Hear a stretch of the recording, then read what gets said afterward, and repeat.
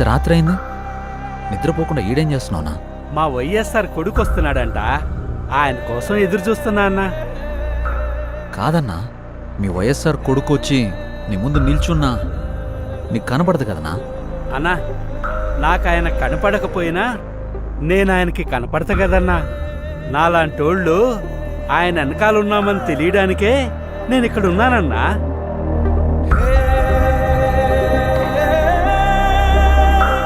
తండ్రి పోయాడనుకుంటే కొడుకొచ్చాడు. Congress party can create another 100 wise hours. Tell him, if he doesn't fall in line, the consequences will be very harsh.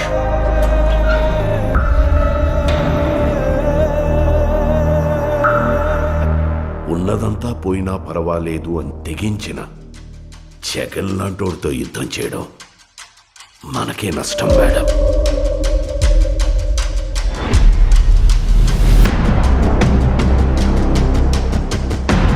చరిత్రలో కని విని ఎరుగని రీతిలో అవినీతి చేశాడని అభియోగాలు మోపండి.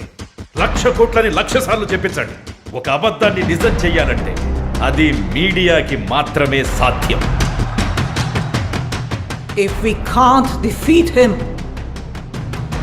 we can destroy him.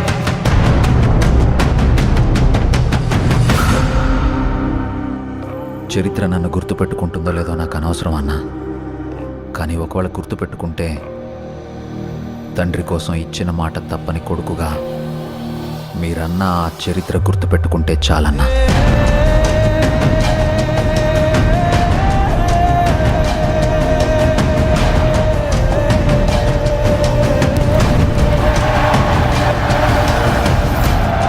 నాకు భయపడడం రాదయ్యా.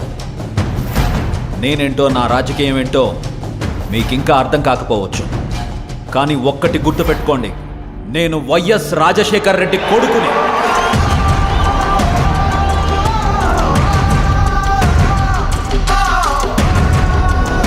నా రాజకీయ ప్రత్యర్థినైనా శత్రువునైనా ఓడించాలనుకుంటానే కానీ మీ నాయకుడిలాగా వాళ్ళ నాశనం కోరుకోనయ్యా.